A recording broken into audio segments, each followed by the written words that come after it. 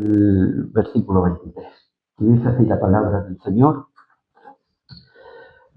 Señor, guíanos con tu Santo Espíritu, Señor, y glorifícate tú en tu palabra. En el nombre de Jesucristo, amén. Por esta causa, también yo, habiendo oído de vuestra fe en el Señor Jesús, de vuestro amor para con todos los santos, no ceso de dar gracias por vosotros, haciendo memoria de vosotros en mis oraciones, para que el Dios de nuestro Señor Jesucristo, el Padre de gloria, os dé espíritu de sabiduría y de revelación en el conocimiento de Él, alumbrando los ojos de vuestro entendimiento, para que sepáis cuál es la esperanza a que Él os ha llamado, y cuál es la riqueza de la gloria de su herencia en los santos, y cuál la supereminente grandeza de su poder para con nosotros los que creemos, según la operación del poder de su fuerza, la cual operó en Cristo, resucitándole de entre los muertos, sentándole a su diestra en los lugares celestiales, y sobre todo principado y autoridad y poder y señorío, y sobre todo nombre que se nombra no solo en este siglo, sino también en el venidero. Y sometió todas las cosas bajo sus pies, y lo dio por cabeza sobre todas las cosas a la iglesia, la cual es su cuerpo, la plenitud de aquel que todo lo llena en todo. Hasta ahí la palabra del Señor. Podéis tomar asiento.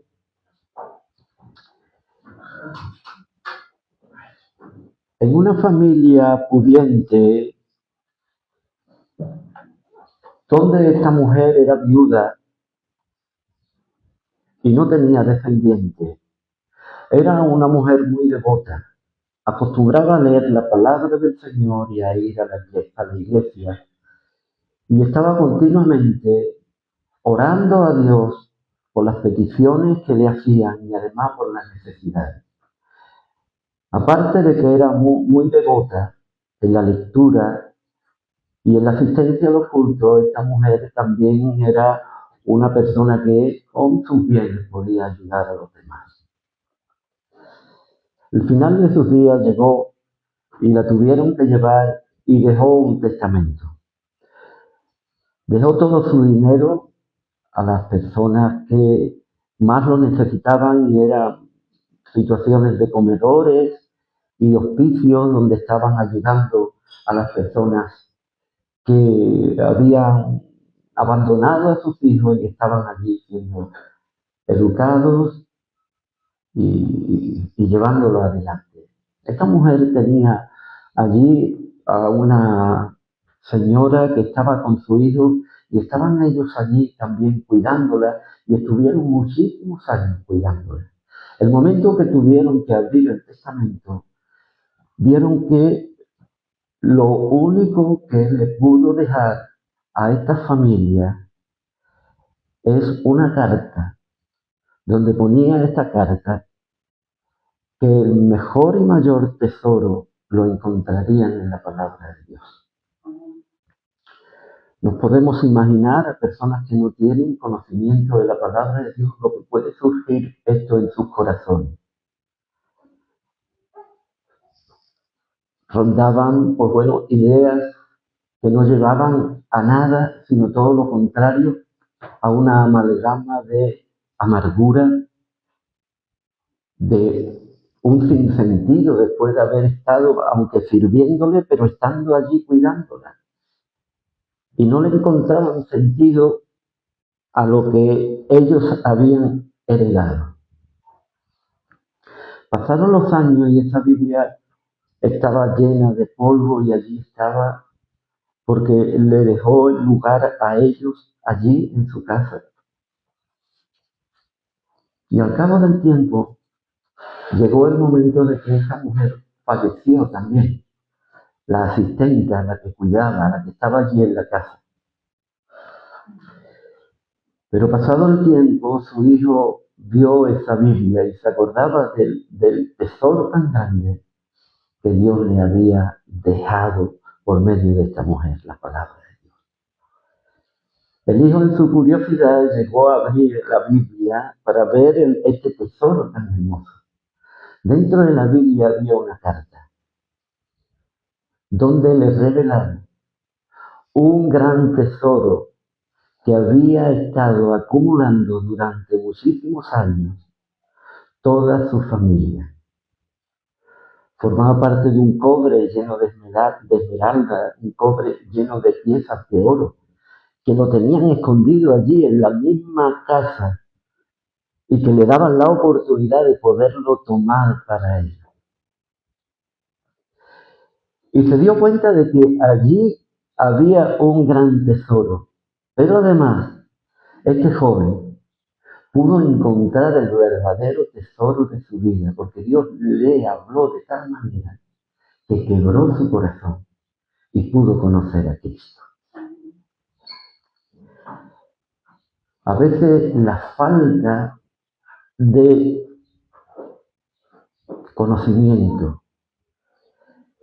de acercamiento, de poder llegar hasta el gran tesoro que es nuestro Señor Jesucristo, nos hace pensar en situaciones que nos superan y nos pueden lanzar aún más allá, incluso hasta el mismo infierno.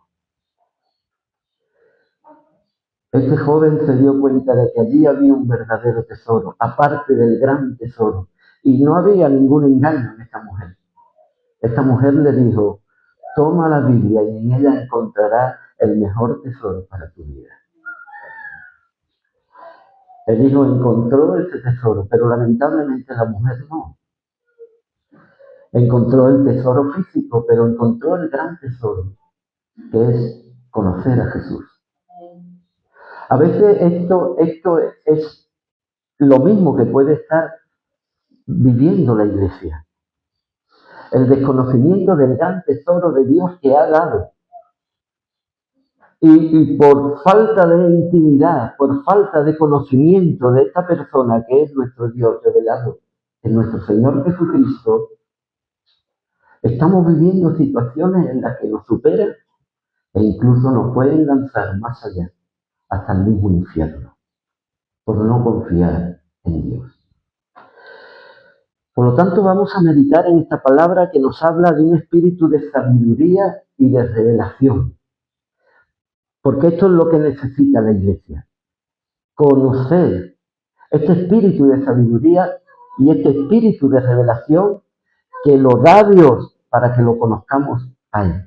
En primer lugar, quería, hermanos, dar el título de la predicación. El sermón es un proyecto de gracia sin límite de bendiciones y perfecto. Repito, un proyecto de gracia sin límites de bendiciones y perfecto.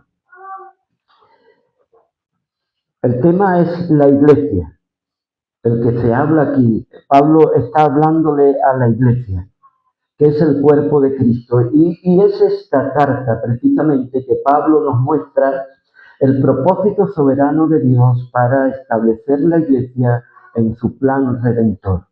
Dios está estableciendo su iglesia para poder llevar adelante su plan redentor. Y precisamente esta carta destaca por su universalidad, presentando el cuerpo de Cristo como la iglesia universal. Hay epístolas que van dirigidas a las iglesias por situaciones difíciles que están pasando estas iglesias. Pero esta iglesia en particular es una circular. Es una carta que deben de ir llevando por todas las ciudades de Éfeso donde existen iglesias. Y se puede observar porque al final podemos que esta también se lea en la Odisea y en las demás iglesias de Asia. Era como una encíclica que se podía llevar para poder compartir. Y Pablo aquí, en esta epístola, está viendo a la iglesia no como iglesias locales, sino a la iglesia universal. Y entiéndase a la iglesia católica. Porque esto es lo que quiere decir la palabra católica. Universalidad, universal. La iglesia universal. De esto se trata, de establecer a la iglesia universal. En palabras de nuestro Señor, también lo dice y no habla de iglesias locales, sino de su iglesia en el Evangelio de Mateo, dice, y yo también te digo que tú eres Pedro, y sobre esta roca edificaré mi iglesia, y las puertas del Hades no prevalecerán contra ella. Él establece su iglesia, la roca que es Cristo. Él edifica ahí su iglesia para la gloria de Dios. No está hablando de iglesias locales. Aquí Pablo está dando una visión para lo que es el conjunto del cuerpo de Cristo. Aunque hay distintas iglesias y todas las iglesias no dejan de formar el cuerpo de Cristo. Por lo tanto, la idea es continuar dándole la gloria al Padre por seguir otorgando bendiciones. Y en estos pasajes vamos a ver algo tan interesante como es el don de Dios.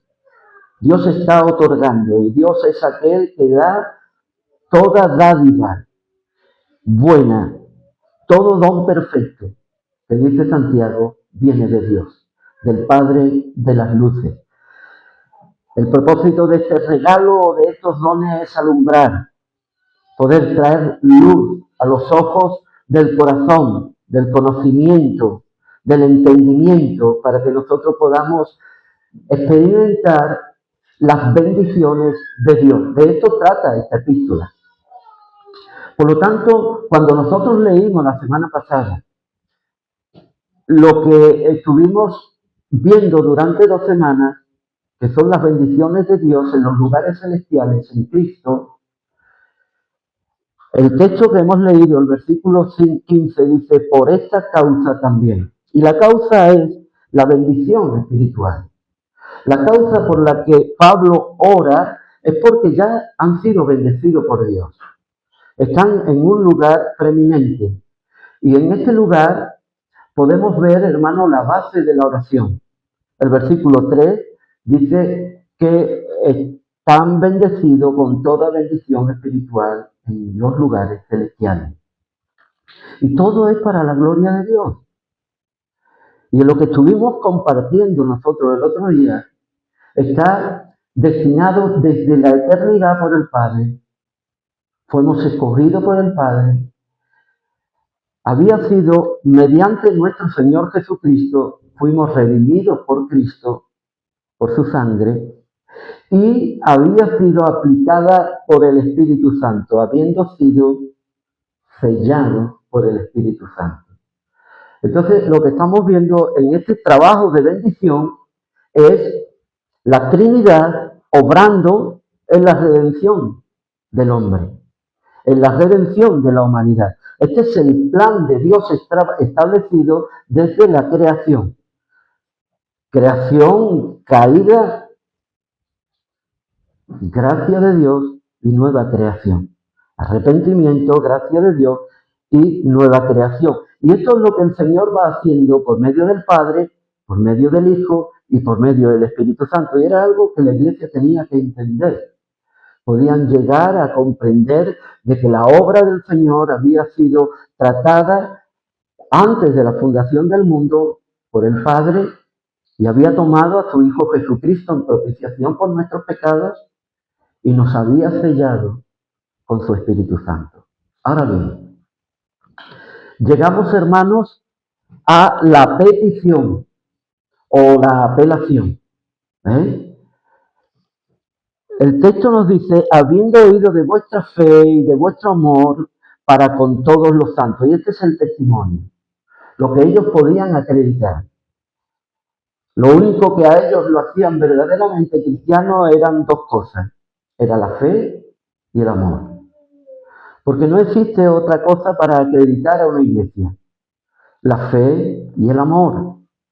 La fe para creer a Dios y el amor para saber, en primer lugar, que Él nos amó a nosotros antes. Y en segundo lugar, que tenemos que amar como Él nos amó. Y esto acreditaba a la iglesia. Y esta es la razón. Y Pablo está exuberante, está con un corazón queriendo expresar el testimonio de él, lo que él había vivido, y piensa que es cómo debe la iglesia de vivir realmente visión, esta visión que viene del cielo, esta bendición, pero a la vez este deseo de Pablo de poder llevar esto adelante dentro de la iglesia, porque la iglesia no deja de ser el cuerpo de Cristo. Y es por esto mismo que Dios la bendice, pero Dios la quiere aproximar a Él. Dios la quiere llevar a tener una relación. Entonces Pablo nos está hablando en primer lugar de a quién debemos de dirigirnos. Y hay dos cosas muy importantes, que es, versículo 17 dice, para que el Dios de nuestro Señor Jesucristo, el Padre de gloria, y es, digamos, a quien se le hace la petición, al único Dios verdadero, al Dios que hizo los cielos y la tierra, al Padre de gloria, al que fue glorificado, al único que merece la gloria. Lo veo en el versículo 6, creo que el versículo 12 y el versículo 14 o el versículo 11 nos habla que para la gloria de la alabanza, para la alabanza de la gloria, de la gracia de Dios. Y está continuamente dándole la gloria a Dios. Por eso es el Padre de la gloria. Y a esto apela el apóstol. Al Padre de la gloria y al Padre y al Dios de nuestro Señor Jesucristo. Y la solicitud, hermano, que hace este Dios, como Dios dador, le conceda algo. Fíjense en el versículo 17. Este Padre de gloria tiene que dar, porque si las cosas no vienen del Señor, no están acreditadas por Él, no lleva el sello de Dios, no es algo que vaya a producir fruto.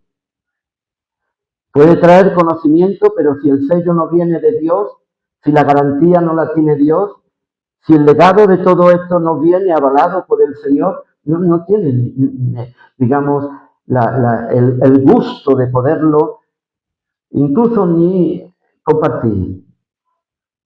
Como bien decía antes, Santiago dice esto, capítulo 1, versículo 17. Toda dádiva, todo don perfecto viene del Padre de las luces. Viene de arriba. Y esto es lo que Pablo está rogándole a Dios que Él pueda conceder. Porque es el único que puede conceder. ¿Y qué le va a pedir? La solicitud es el conocimiento de Él. El conocimiento de Él. Fíjense lo que dice el texto. Para que el Dios de nuestro Señor Jesucristo, el Padre de gloria, os dé espíritu de sabiduría y de revelación en el conocimiento de Él. ¿A dónde nos puede llevar esto? Pues si nosotros pudiéramos entender esto, sabríamos que no tiene nada que ver con la capacidad que uno pueda tener intelectualmente. Y que no tiene nada que ver con lo que uno pueda querer alcanzar. Sino que es algo que viene de Dios y que me hace a mí expresamente vivir con Él. Preparando esta estructura, me acordaba de Juan y de Andrés. Cuando nuestro Señor Jesucristo fue bautizado, dice que tenía unos discípulos, entre ellos estaba Juan y estaba Andrés, el hermano de Pedro. Y cuando vieron al Señor que se marchaba, se fueron detrás de él. El Señor se vuelve y le dice, ¿qué queréis? Dice, pues queremos ir a saber dónde tú vives. Y ellos se fueron y estuvieron allí con él. Entonces empezaron a conocer al Señor. Tuvieron una relación con Él. El espíritu de revelación, el espíritu de sabiduría, es el espíritu que Dios nos da, pero teniendo una estrecha relación con Él. Según la relación que nosotros tengamos con alguien o estemos trabajando en algo, nos hace ocupar más sabiduría, ocupar más revelación, más conocimiento. ¿Cuándo? Cuando tenemos una buena relación. Nunca va a venir la experiencia porque estemos no ocupándonos de lo que queremos aprender. Los profesionales se hacen, no nacen. El discípulo, el Hijo de Dios, nace, pero el discípulo se hace, se va haciendo. ¿Y cómo se hace? Teniendo una relación con el Señor. Fíjense que pasaron 3 años y ellos estaban aprendiendo. Y nosotros por muchos años que pasen, estamos aprendiendo cada día. Cuando nosotros vemos esto en la palabra, el apóstol está queriendo compartir con la iglesia de que no se puede vivir sin tener una relación con Jesús. No se puede conocer a Dios. No se puede tener la sabiduría de Dios.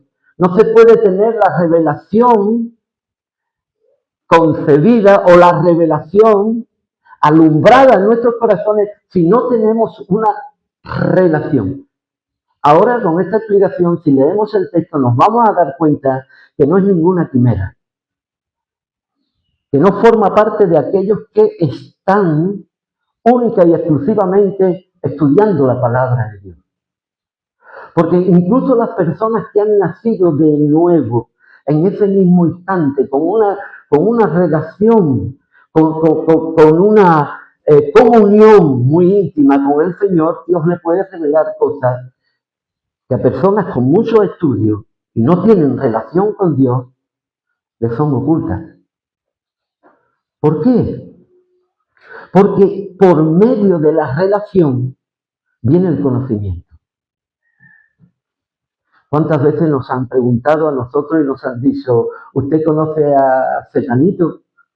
Dice, sí, lo conozco. Y la siguiente pregunta es, ¿vive usted con él? No. Dice, entonces no le conoce. ¿Estamos de acuerdo con esto? Podemos conocer a una persona de vista, podemos conocer a una persona porque alguien nos haya hablado de ella, podemos conocerla a veces porque hemos coincidido. Pero la palabra conocer, cuando se menciona en las Escrituras, nos lleva a tener una relación íntima.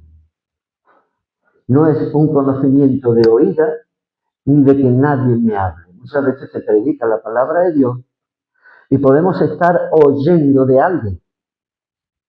Pero si yo tan solamente estoy oyendo de esa persona y no tengo una relación con esa persona íntima, nunca llegaré a conocerla. Entonces, fíjense lo que Pablo pide. Pablo pide que seamos contemplativos y que estemos tiempo relacionándonos con el Señor, porque ahí va a venir el conocimiento. ¿De qué? De sabiduría. El principio de la sabiduría, ¿qué es lo que es? El temor a Jehová. Cuando uno tiene el conocimiento. ¿Por qué? Porque tiene relación con el Señor. Creo que yo tenía aquí algo. ¿Sí?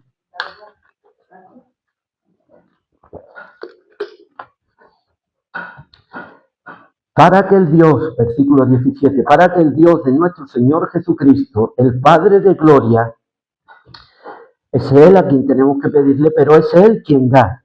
Y da espíritu de sabiduría y de revelación cuando le conocemos a Él. Esto es lo que dice la Escritura. En el conocimiento de Él. Porque la iglesia tiene que tener una relación con el que es el esposo de la iglesia. Y un buen matrimonio es aquel que se comunican, se relacionan, se cuentan sus deseos, sus inquietudes y hay una buena relación, o incluso puede haber situaciones en las que no se entiendan y se comprendan, pero estamos aprendiendo porque aún esas cosas nos enseñan. Porque aún lo que no le gusta a ella me puede ayudar a mí para no volverlo a hacer. Aún hay. Pero ¿por qué conozco que no le gusta? Porque tengo una relación con ella. porque no me olvido de ella, porque la tengo en mis pensamientos, porque vivo sabiendo de que yo le pertenezco a ella y ella me pertenece a mí. Y tenemos que vivir en relaciones. Hoy en día están viviendo situaciones tan dramáticas dentro de la familia porque no hay ninguna comunicación. Yo me fijo mucho en los que están al lado, la que está al lado de su marido cuando va conduciendo o viceversa. Observe usted que siempre va con el móvil. Vaya usted a una cafetería y está el padre, el hijo, la hija y el hijo y están todos con el móvil. No se pueden llegar a conocer. No pueden usar de sabiduría. Dios no le puede revelar nada. Yo no le puedo revelar nada a nadie si no tiene relación conmigo. Yo no le puedo expresar lo que yo siento, lo que yo deseo, lo que a mí me gusta. Esta es la revelación. Aquí no se está hablando de una quimera. Aquí no está hablando de personas que están ahí en un retablo o están a lo mejor en una posición preeminente, que ellos tan solamente son los que tienen ese espíritu de sabiduría y de revelación. Esta sabiduría no tiene nada que ver con la sabiduría del mundo. Para nada. Y no tiene nada que ver tampoco con la revelación que nosotros podamos llevar a cabo por medio del estudio de la palabra nada más, llenándome la cabeza de ideas. Sino que este espíritu de sabiduría y este espíritu de revelación nos viene a través, insisto, de la relación que tengamos, del conocimiento de quién, de Él. Es cuando lo conocemos a Él. Es cuando tenemos tiempo de poder estar con Él. Es cuando dedicamos tiempo de nuestro día a darle a Él el primer lugar. Es cuando nos metemos en la palabra de Dios y sabemos que todas las cosas son hechas por Dios y que Él merece la gloria en todo lo que hacemos. Es cuando le damos el primer lugar en nuestro hogar, en nuestro matrimonio. Cuando sabemos que sin ti no somos nada. Cuando conocemos que es por gracia por lo que tú nos has salvado. Cuando sabemos que aún siendo pecadores, Cristo murió por nosotros. Que Él nos amó sin haberle amado a nosotros. Es cuando sabemos el amor derramado de Dios en nuestros corazones. Y es cuando empiezo a tener esa relación de intimidad con el Señor. Y es ahí donde Dios nos da ese espíritu de sabiduría. Y el espíritu de sabiduría, hermano, no está hablando de un espíritu como si fuese el Espíritu Santo que va. Ya conocemos la obra del Espíritu. Pero este espíritu es un espíritu de conocimiento, es un espíritu en la mente, en el alma, dentro de nuestro espíritu. Esto es lo que está pidiendo Pablo. ¿Para quién? Para la iglesia. Iglesia del Señor, hay que tener una relación íntima con el Señor. ¿Quiere conocer más de mí? Dedícame más tiempo. Amén. Dedícame más tiempo. ¿Y cómo voy a aprender a tener sabiduría? ¿Para qué es la sabiduría? Para poder manejar asuntos en mi vida. Para tener que hablar cuando tengo que hablar y saber callar cuando tengo que callar. Porque a veces menos es más. A veces callarme y no tener que opinar por algunos asuntos me hace sabio. El libro de Proverbios dice lo siguiente: aún el necio cuando calla es contado por sabio. Y no se trata de hablar, de conocer, no se trata de eso. Se trata de tener relación, comunión, acercamiento. Y es ahí donde el Señor derrama ese espíritu de sabiduría. La sabiduría no, como dice Santiago, no la de este mundo. Porque la sabiduría de este mundo tiene sus calificativos, ¿verdad? Que termina ¿dónde? Dice diabólica. Termina con diabólica. Pero la sabiduría de Dios es... ¿Alguien me ayuda? misericordiosa, pacífica, compasiva. Fijémonos, este es el corazón de Pablo como padre que fundó esta iglesia. Y él está hablando a una iglesia universal y desea por todos los medios que la iglesia tenga comunión con Dios. ¿Para qué? Para que uno no diga, mira, yo soy de Pablo, yo soy de Apolo, yo soy de Pedro, yo soy de fulanito, yo soy de menganito, este lo hace, este no lo hace, este lo mira, este no lo mira, este por aquí, este por allí, el otro. Para que no haya ninguna desaveniencia y sepamos dar el lugar a cada uno y tapar a veces la falta. Amén. Fíjese, Pablo desea esto, pero aún sigue más. Las consecuencias de todo esto, de una buena relación con el Señor, vienen a continuación.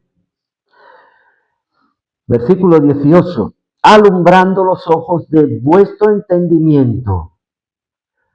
Es lo que hace el Señor. Cuando hay una buena relación con Él, lo que hace el Señor es quitar las tinieblas. Porque aquí, alumbrando los ojos, estos ojos no son estos, sino el del alma. Porque nuestros corazones están a veces, aunque estemos entregados, aunque hayamos y seamos miembros. David dice, Señor, libra a tu siervo de las tinieblas, aún de los errores que me son ocultos. Líbrame de la soberbia, que no se enseñoreen de mí. Hay cosas que nosotros mismos ni sabemos, comentaba con nuestro hermano Juan, capítulo 8 de Romanos. El Espíritu Santo está intercediendo con gemidos que nosotros no entendemos ni sabemos, por cosas que ni nosotros mismos sabemos. Pero el Espíritu está intercediendo. Está llevando todo aquello que nosotros creemos, pero al final no son realmente como debería ser. Pero ahí está la obra del Espíritu de santificación. Pues aquí viene a decir lo mismo. Pablo está rogándole a la iglesia que Dios es el que da los dones, el que puede dar. Pido a Dios, le pido a Dios que dé para que alumbre los ojos, para que puedan ver. Y la obra del Señor, Él entra, Él irrumpe en nuestros corazones, y cuando está la luz, las tinieblas dejan de estar. En el principio creó Dios los cielos y la tierra estaba desordenada, estaba vacía, y el Espíritu de Dios se movía sobre la faz del abismo. Y dijo Dios, haya luz. La luz de Dios, que echa fuera las tinieblas. Dice que, no sé quién fue, si fue Einstein, al que le preguntaron sobre el tema de qué es la oscuridad. Él respondió y dijo la ausencia de luz. Y es esto, la oscuridad. Y eso es lo que nosotros estábamos antes de conocer a Cristo. Las tinieblas que había en nuestro corazón, en nuestro mundo. Hasta que no irrumpe Dios en nuestras vidas y nos alumbra, no podemos ver. Y a continuación de este milagro de Dios que trae a nuestras vidas por tener una buena relación con Él, para poder tener un espíritu de sabiduría y de revelación en el conocimiento de Él, Él sigue el camino, Él sigue alumbrando nuestras vidas. ¿Para qué? Fíjese, las consecuencias. Pero ahora viene el resultado, que es una experiencia espiritual. Es algo que nosotros vivimos como individuos. Es el resultado de la experiencia espiritual que permanece y es para que sepamos El texto nos dice, para que sepáis, versículo 18, para que sepáis, y es una experiencia, el saber es porque nosotros tenemos que tenerlo en nuestro conocimiento. Es para que no nos falte, es para que estemos bien equipados. Es para que sepamos el peligro que hay en una situación en la que nos podamos ver o las ventajas que tenemos al poder apostar por cualquier situación en nuestras vidas y poder ir adelante. Es saber lo que nos llevamos entre manos. Creo que las personas cuando van a montar un negocio deben de saber las consecuencias que lleva todo esto. Que no es tan solamente vender fruta, vender carne, vender pescado, vender cualquier cosa que... Esto va más allá. Y yo debo de saber qué gastos tengo, con qué me voy a enfrentar, es tan fácil ver las cosas sin no medir las consecuencias. Por eso a veces hay tantos fracasos en los negocios. Dice, bueno, porque desea ser como fulanito, desea ser como menganito, y entonces, como no sabe, y muchas veces el que lo sabe y sabe llevar bien su negocio, piensa y dice y comenta, es que no sabe dónde se está metiendo. ¿Es cierto? Es cierto. Es que no saben lo que se está metiendo. Ya uno ha tenido situaciones estrechas, más holgadas, con menos consecuencias que lo va a hacer a lo mejor desistir. Pero una persona que sabe, entiende cómo manejar.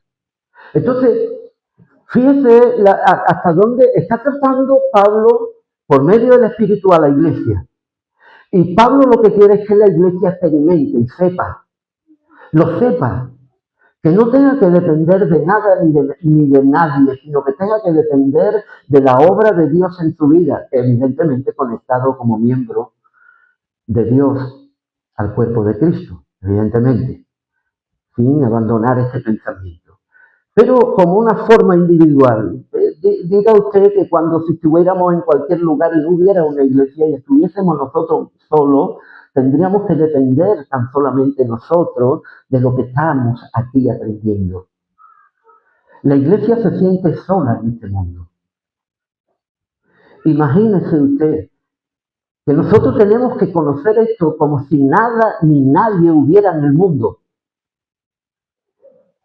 Y es así como Pablo lo ve. Pablo ve un cuerpo que está solo en medio de tinieblas, en medio de situaciones difíciles y que tiene que conocer cómo manejar, cómo vivir, cómo ir adelante, cómo las tinieblas van a ir retrocediendo y ellos se van a sentir seguros, animados, respaldados por esto que el Señor está dando. Ustedes debéis de saber.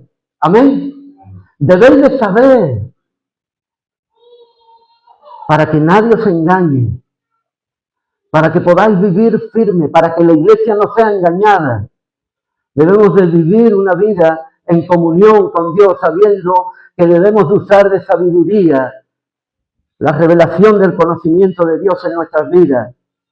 Y Dios tiene que ir alumbrando. Señor, quita mis tinieblas. Lámpara es a mis pies tu palabra y lumbrera mi camino. Sigue tú, Señor, alumbrando mi vida.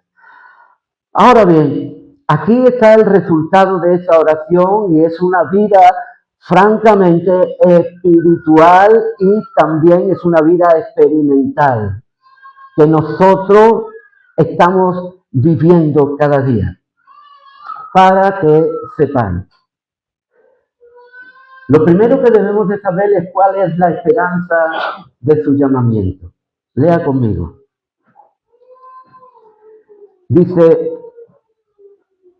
sepáis cuál es la esperanza a que Él os ha llamado. Esto es lo primero. Lo segundo es la riqueza de la gloria de su herencia en los santos. Lo tercero que debemos de saber es la incomparable grandeza de su poder para con nosotros los que creemos.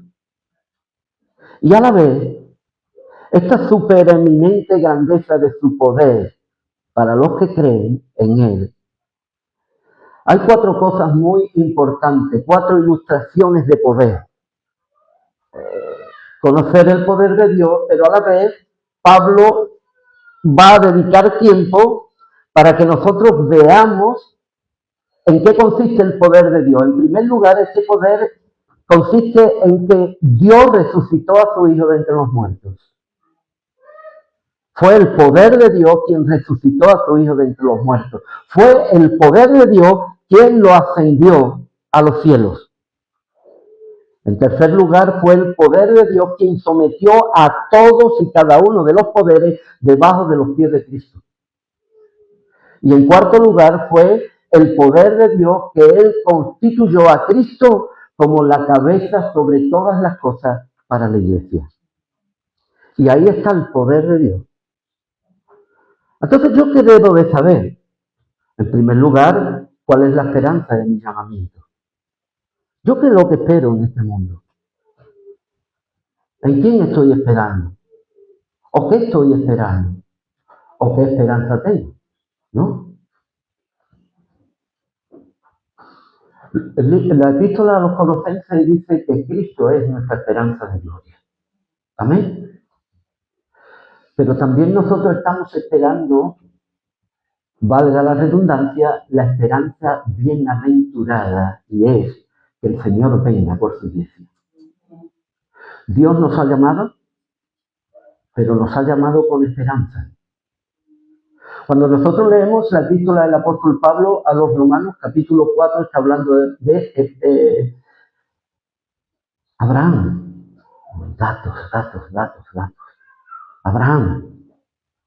Y dice que él creyó a Dios en esperanza que contra. ¿Y qué quiere decir esto? Claro, yo te creo a ti, pero mi mujer es estéril. Claro, yo te creo a ti, pero yo ya tengo 90 años. Y 99. 99. Esperanza. Contra esperanza. No hay esperanza. Entonces, Pablo está diciendo, iglesia del Señor. Iglesia, ¿cuál es la esperanza de nuestro llamamiento? ¿En quién tenemos nuestro corazón puesto? Maranata. Amén. Cristo ven pronto. Mi esperanza está en que un día yo tendré que partir y mi cuerpo no se quedará en el Hades. Y cuando el Señor venga, los cuerpos en Cristo serán resucitados, transfigurados. Y si la iglesia del Señor está aquí, va a ser tomada y transformada en las nubes y reinaremos con el Señor eternamente y para siempre. ¿Cuál es tu vocación? La esperanza de nuestra vocación, la esperanza de nuestro llamamiento está en que un día vamos a estar con el Señor.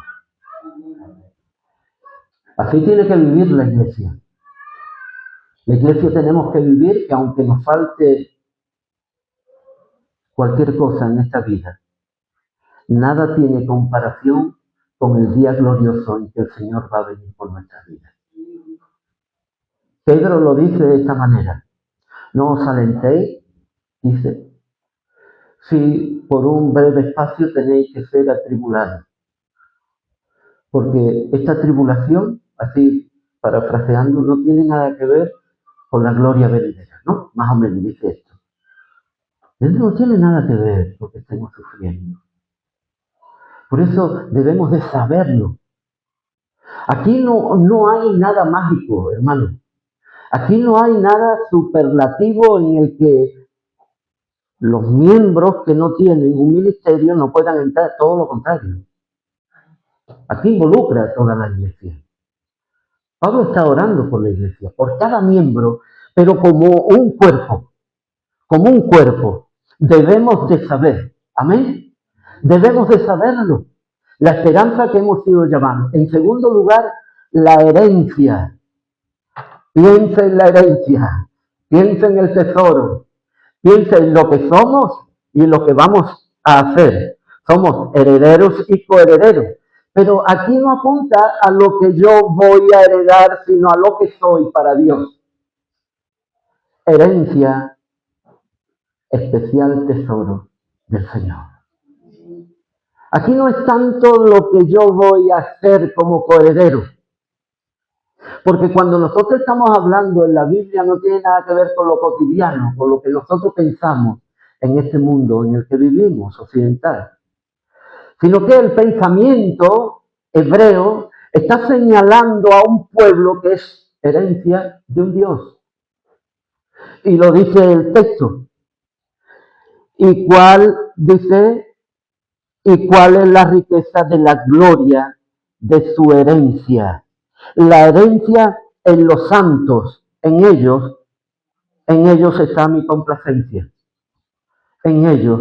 ¿Por qué? Porque la iglesia es la esposa de nuestro Señor Jesucristo. El libro del Cantar de los Cantares dice, mi amado es mío y yo soy de mi amado. Amén.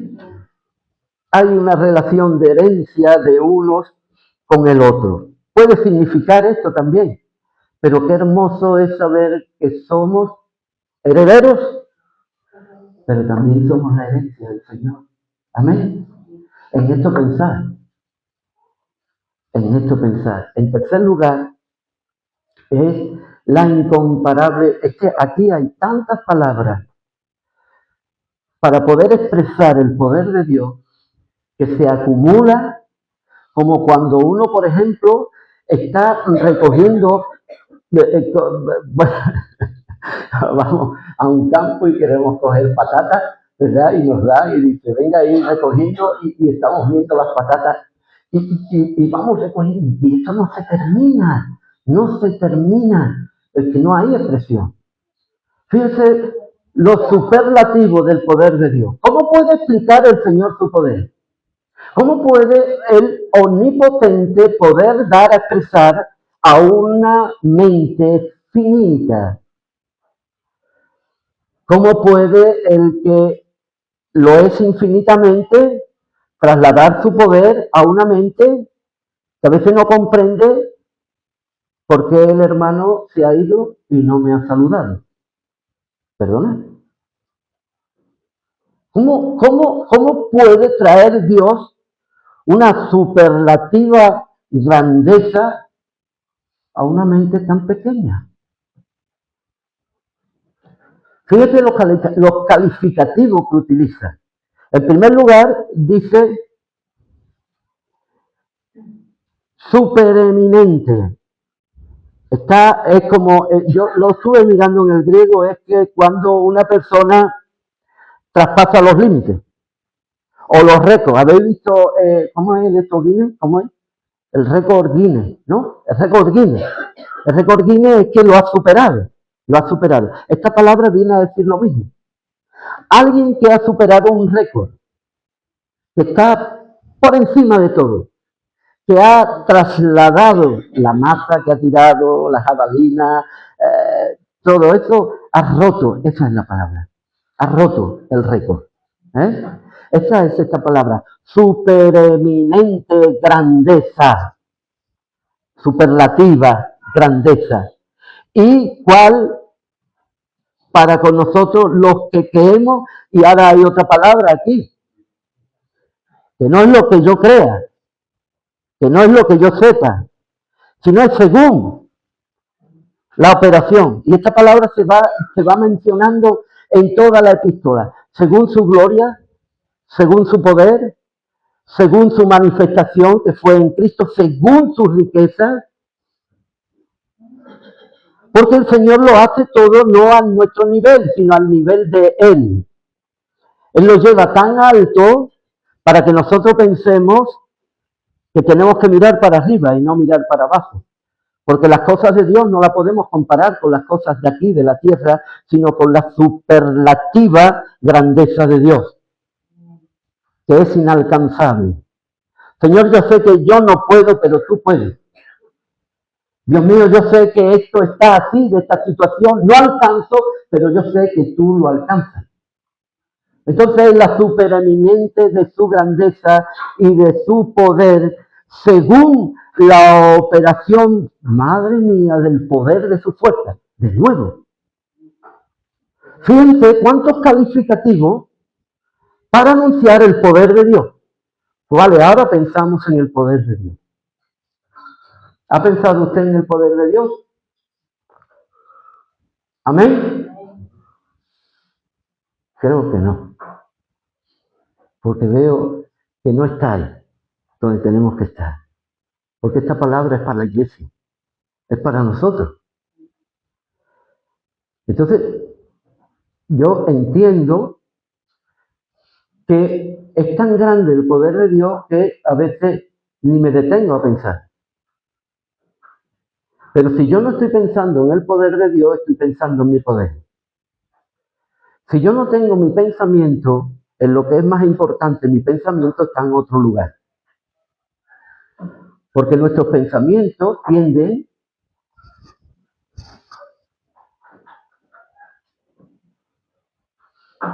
¿pensáis que la iglesia no estaba pasando momentos difíciles? Es mi pregunta. Esta es la razón porque la iglesia tiene que estar bien equipada. Pablo está tratando de llevar a la iglesia al lugar más conveniente. Porque si no hay esta visión, puede ser una congregación, puede ser una asociación, puede ser un conchaveo, me llevo bien, me hace de vez en cuando, ¿cómo se dice? Me mueve el agua, pero no tengo una identidad, no tengo una realidad en mi vida. Pongo el ejemplo, piense usted que está solo en este mundo. La iglesia está sola en este mundo. La iglesia no tiene nadie. No tiene quien la defienda, no tiene quien la anime, no tiene quien le dé, no tiene quien aporte nada, no tiene quien la sostenga, no tiene a nadie que le dé esperanza. La iglesia no tiene nada, nada, nada, absolutamente nada en este mundo. Solo tenemos a Dios. Y Pablo está diciendo, si no comprendéis esto, os vais a perder. No porque vayáis a perder la salvación, no, sino que nunca vais a disfrutar. Nunca vais a entender el Evangelio. Nunca vais a poder vivir realmente una vida en comunión con el Señor, disfrutando de una expresión realmente, una esperanza de la que me ha llamado el Señor. A que soy herencia del Señor y Dios nunca, jamás va a perder esta herencia, porque ha dado lo más grande. Y nunca voy a comprender el poder de Dios. El poder de Dios que ahora lo relatan en 4 sucesos. Y termino con esto. En primer lugar, levantó a nuestro Señor Jesucristo de entre los muertos. Amén. El poder de Dios levantó a Cristo de entre los muertos. En segundo lugar, lo sentó a la diestra de Dios. Fue Dios. Fue el Padre. La obra fue del Padre. Oiga bien lo que le digo. Aunque Él se dio voluntariamente, pero la obra fue del Padre. Lo ascendió. En tercer lugar, puso a todos, y cada uno de ellos, poderes, autoridades, dominio, debajo de sus pies. ¿Os acordáis lo que hizo Josué con los príncipes que se levantaron? 5. Le dijo al pueblo, venid aquí y pisarle la cabeza a estos enemigos. Es la misma expresión. Allí en Canaán, cuando se rebelaron los 5 reyes contra el pueblo de Israel, los persiguió y tuvo que parar el sol y tuvo que parar la luna. Entonces allí los tomó en una cueva, los sacó para afuera y los puso allí tumbados. Y le dijo a los príncipes de Israel, venid para acá. pisarle el cuello a estos reyes. Después lo mataron y lo metieron en la cueva, ¿verdad? Se trata de esto. Dios el Padre puso a todos sus enemigos debajo de sus pies. Eso lo hizo ese poder. Y ese poder puso a su Hijo Jesucristo por cabeza en la iglesia. Entonces entendamos, solo con esta oración, nos llevaríamos, hermanos, aquí un tiempo extraordinariamente glorioso mirando el favor de Dios. Bendito sea el Dios y Padre que nos bendijo con toda bendición espiritual en los lugares celestiales en Cristo. Pero que aún la iglesia debemos de seguir adelante. ¿Somos bendecidos? Amén. Pero ahora que hemos sido conocidos por Él, lo que pide Pablo es que nosotros le conozcamos a Él. Porque el Señor nos conocía desde antes de la fundación del mundo, nos redimió por medio de Cristo y nos selló con su Espíritu. Todo esto es obra de la Trinidad. Pero ahora Pablo está diciendo, ahora nosotros tenemos que conocerlo a Él. Tenemos que vivir. Este es su carácter. En esto tenemos que pensar. Esto tenemos que saber. Y concluyo.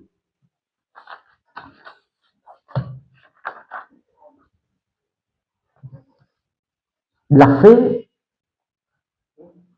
cuando nosotros estamos mirando todo esto, nos lleva a un espíritu de tener que creer para los que creen continuamente. Pero si tan solo pudiéramos recordar el sentido de las verdades que nosotros tenemos aquí, podríamos lograr infinitamente más de lo que jamás hemos experimentado hasta ahora. Si pusiéramos nuestro deseo, si la iglesia estuviésemos por la labor cada día de conocerte cada día más, Señor. Y es tan sencillo como la fe. La fe es el secreto sencillo pero suficiente. No hace falta más que creer en lo que Dios me dice. La confianza se apoya en Dios y recibe de Él. Nosotros no aportamos nada a esto. Estamos viendo a un Dios que está dando. Le pido al Dios que da. Y Él nos otorga a nosotros. Porque es un Dios que da. Nuestro Dios no es un Dios que pide algo a cambio, sino antes que nosotros le diésemos a Él, Él ya nos dio a su Hijo. No espere usted tener nada por lo que le da, porque no se trata de usted ni de mí, se trata de lo que Él hizo, para que nosotros nos demos cuenta del amor de Dios. Nos pone en contacto con la fuente de la bendición, que es Dios Todopoderoso.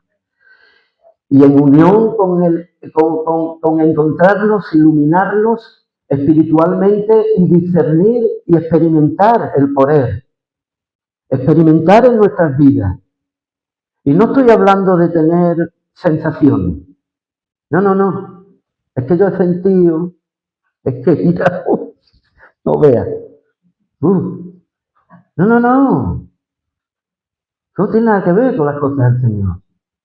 Es que yo siento, es que yo voy aquí porque siento. Es que allí no siento nada. Bueno, ¿y usted qué es lo que pretende? ¿Sentir? Que lo levante.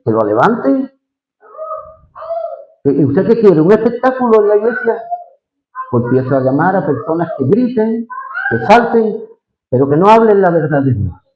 Esa gente a lo mejor lo pueden hacer usted decir, me ha tocado.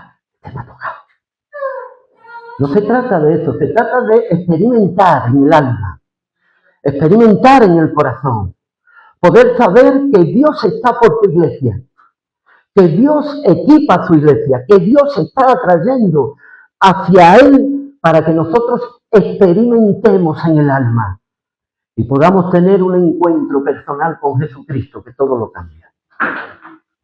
Todo está, hermano, bajo la mirada del Señor.